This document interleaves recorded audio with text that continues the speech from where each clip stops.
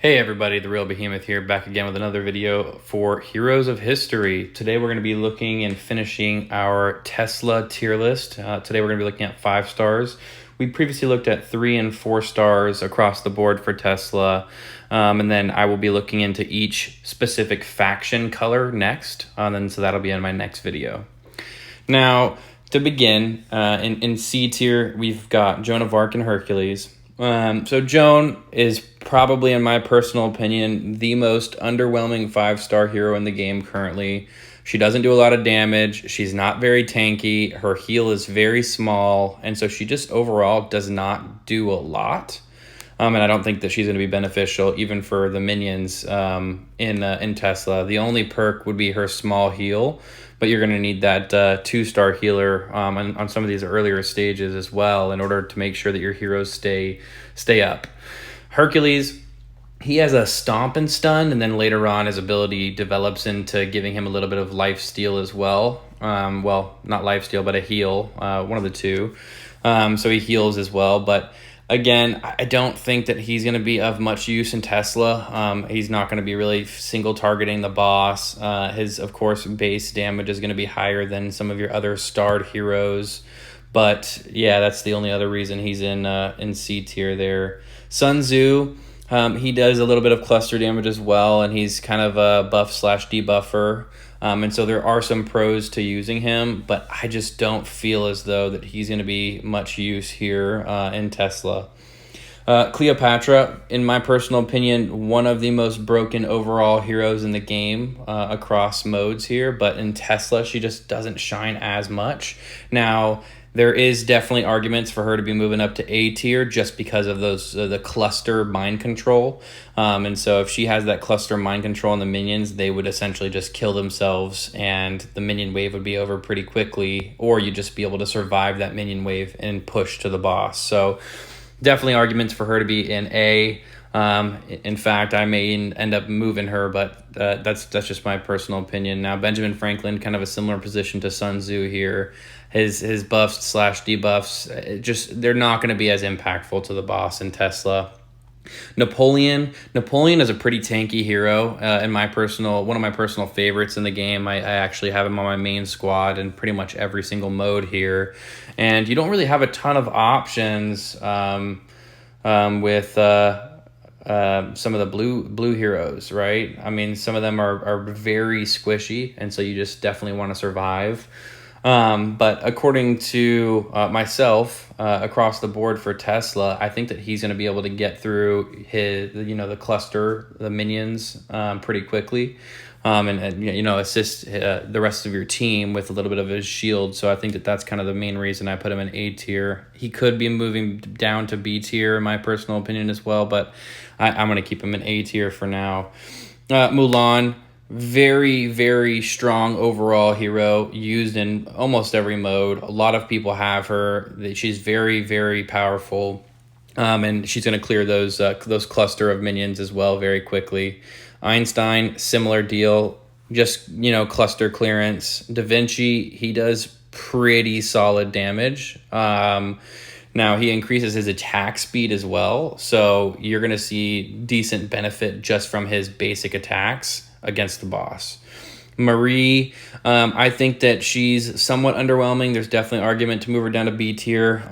In fact, I would probably move her down to B tier now that I'm thinking about it, but it's really just the cluster clearance again. Medusa, cluster clearance. I think that she's a pretty solid hero overall, with her debuff/buffs, but I just, there's no movement there for me to move her up to S tier. There may be arguments for me to move her down to B tier.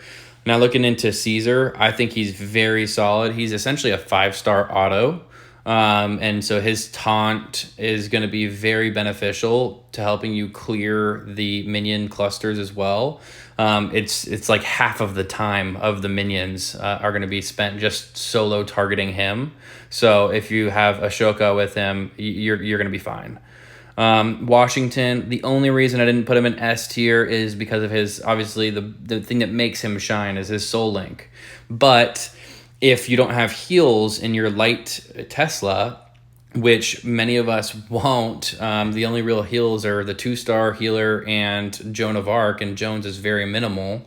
If you can't keep him alive, then everybody else kind of dies along with him. So the boss, the minions, everybody's HP is going to be draining a little bit faster when he's soul linked, right?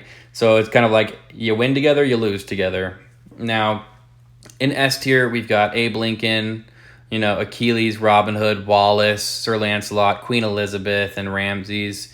Now, for Abe, his invincibility is absolutely critical when you are fighting against that dark boss. So his invincibility can essentially prevent that boss from ever dealing its massive hit during the entirety of the match, essentially. It may get one hit off at the beginning just due to the longer recharge rate for his skill, but once you get him just one time, you're going to be able to prevent massive damage to your heroes. And so that's the reason he's there. He's a very solid unit. I think that he's well-rounded when it comes to, his skill times and everything like that. They didn't make him too overpowered, and they didn't make him underpowered. So I think he's in a solid spot.